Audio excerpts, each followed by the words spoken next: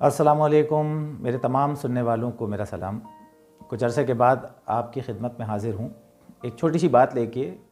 ये मैंने उमूमन यंगस्टर्स में देखी है, वो यंगस्टर्स जिन्हें मैं एड्रेस किया करता हूँ एज ए टीचर।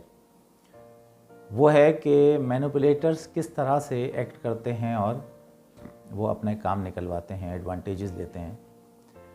तो सबसे पहले तो इसको डिफ़ाइन करना ज़रूरी है। मैनिपुलेटर कौन होता है? तो वास्ट टर्म है। अगर लोगों की फॉर्म में बात की जाए तो ये वो लोग होते हैं जो डरा कर, साइकोलॉजिकल या कोई टॉर्चर करके ये अपने काम निकलवाते हैं। अच्छा, ये कोलीग्स की शक्ल में हो सकते हैं, स्कूलों में, कॉलेजेस में, और फिर प्रोफेशनल लाइफ में आप आ जाएं तो वहाँ भी ये मौजूद होते हैं एज ए कोलीग। मैनिपुलेटर ये होता है जो आपको डराता है, धमकाता है और किसी तरह से, बहाने से, प्यार मोहब्बत से या किसी और तरीके से अपना काम निकलवाता है।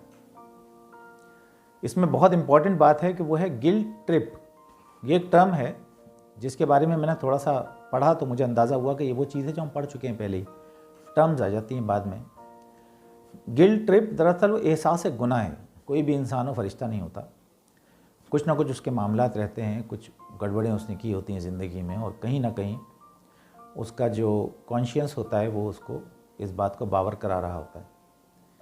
मैनिपुलेटर्स इस गिल्ट ट्रिप को यूज़ करते हैं और वो डराते हैं, धमकाते हैं और कहते हैं तुम्हारे मामलात बहुत ख़राब हैं और तुम ये हो जाओगे, तुम वो हो जाओगे, फ़लाँ हो जाओगे। जब इस तरह से वो इंसान उनके ट्रैप में आ जाता है तो फिर वो उससे अपने काम निकलवाते हैं।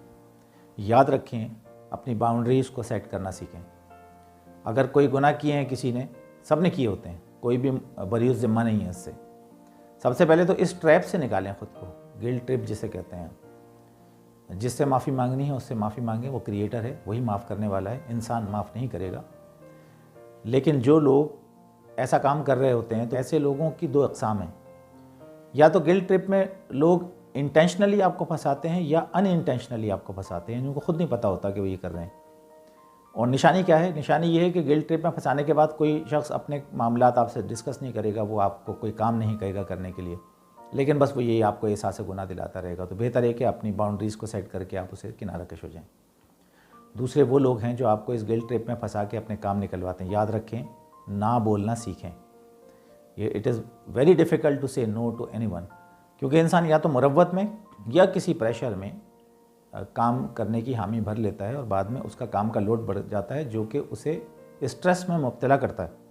अपने आसपास नज़र डालें, अपने फियर को फेस करें। कोई भी शख्स है, और इसमें तो मैं यहाँ तक कह देता हूँ अपने स्टूडेंट से कि अगर कोई शख्स आपसे कहे कि आपने बड़े गुनाह किए हैं तो उनसे कहें हाँ बड़े गुनाह किए, बिंदास गुनाह किए, ठीक है, और सही है, हो गए गुनाह तो अब क्या करें।